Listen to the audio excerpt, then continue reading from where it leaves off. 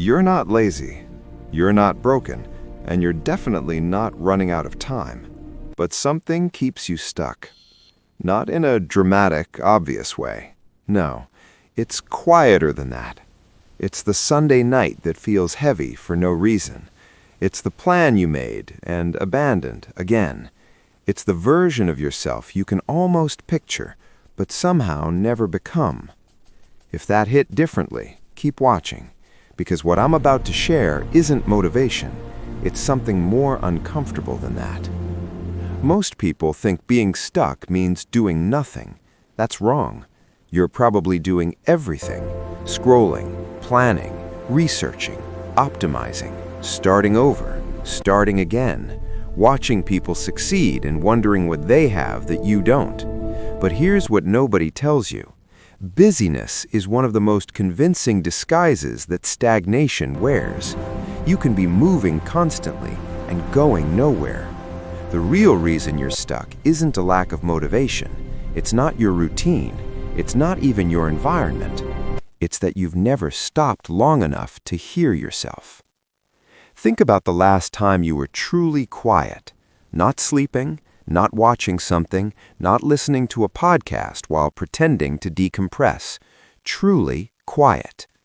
Most of us are afraid of that silence because in the silence, we start to feel things we've been too busy to feel. Doubts, grief, old dreams we buried because life got loud. And so we fill the silence. We keep moving. We keep consuming, not because we're driven, but because we're avoiding. There was a philosopher named Blaise Pascal who said, "All of humanity's problems stem from man's inability to sit quietly in a room alone." He said that in 1654, and somehow it feels like he wrote it this morning. Because the version of you that you're chasing, that clear, calm, purposeful person, they don't live in another productivity app. They don't live in the next YouTube video. They live in the 10 minutes of silence you keep refusing to give yourself.